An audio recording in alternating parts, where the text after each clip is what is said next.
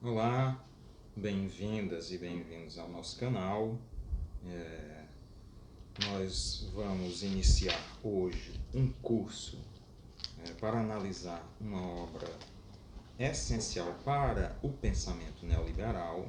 É a obra de Ludwig von Mises, As Seis Lições, que são palestras que foram dadas entre 58 e 59, se eu não me engano, em Buenos Aires, na Argentina. Elas foram publicadas em 79 e nós vamos analisar lição a lição, analisar de um ponto de vista crítico. Por que analisar essa obra?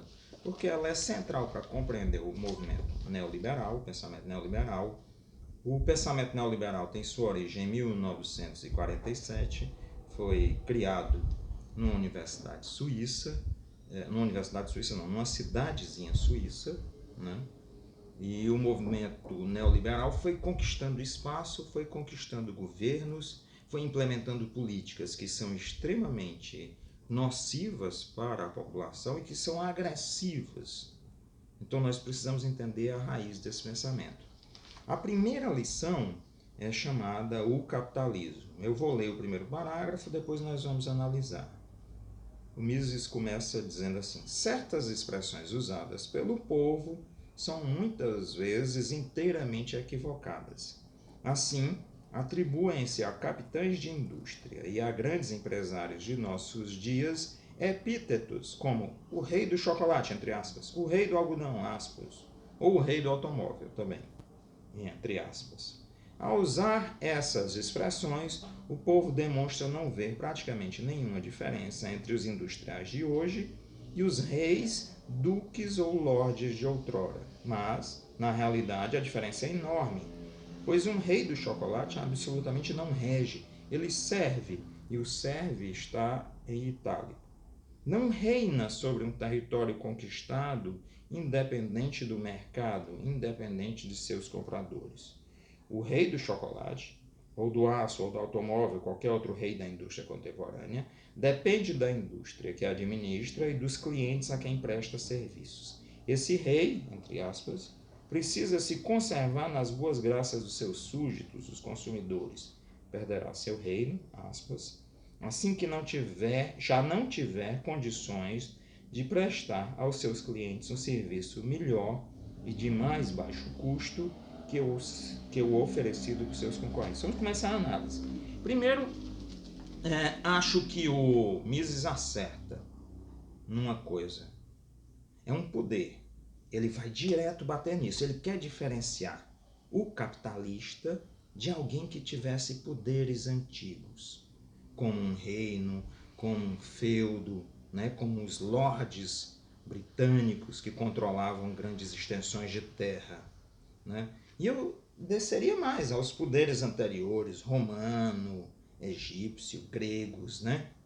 Assírio, babilônico, esses poderes que ao longo do tempo conquistaram e dominaram grandes extensões de terra. Na verdade, esses reinos antigos também precisavam contar com as graças dos seus súditos ou seriam derrubados. Esse é um primeiro aspecto. O segundo é de que o capitalismo é um poder também. É um poder determinado no mercado, mas o mercado ele é uma estrutura, porque é uma estrutura abstrata também, abstrata e concreta, é de uma abstração absolutamente real. Ele existe, o mercado não pode ser visto, mas ele domina as pessoas. Então, os donos de indústrias, como ele chama, estão submetidos a esse poder do capital. Mas dominam áreas desse capital e dominam aqueles que não têm o controle dos meios de produção, das indústrias, dos bancos, das ferrovias, né, das minas, das terras. Então há uma gradação no domínio.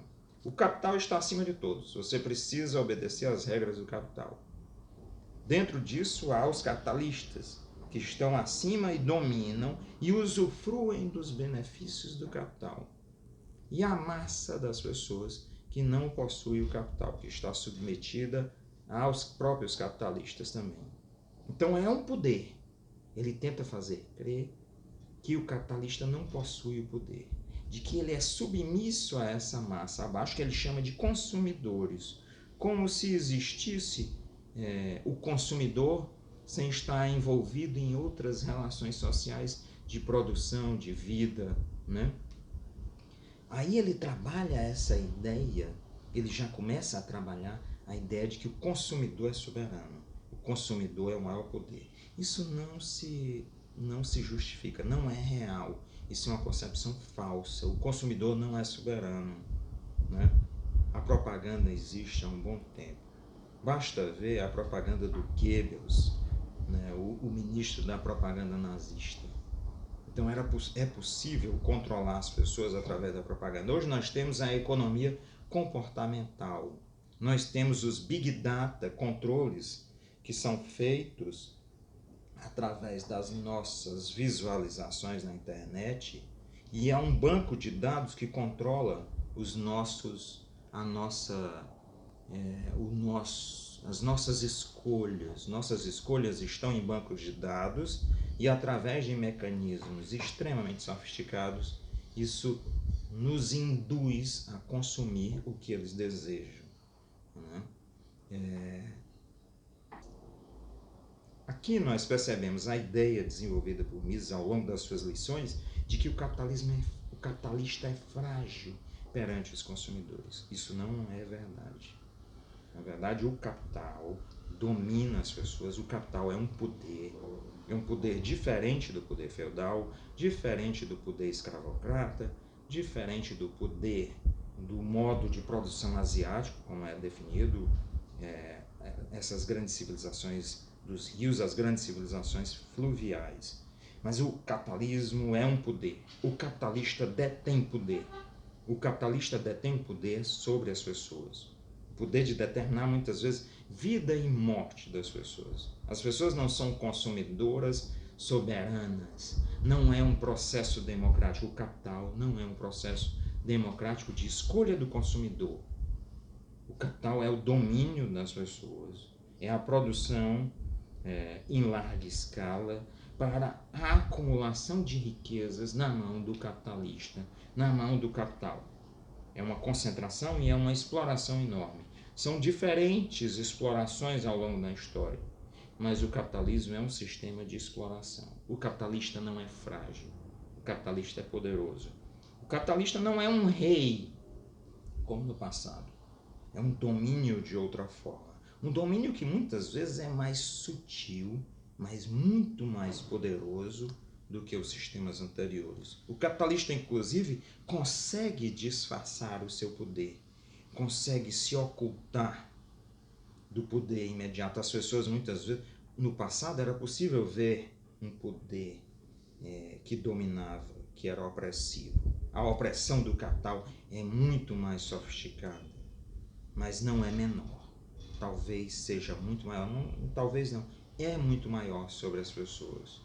E é esse o tema que nós vamos examinar ao longo dessa obra. Essa tentativa de disfarçar o poder do capital esconde a extrema agressividade dele. Até o próximo vídeo.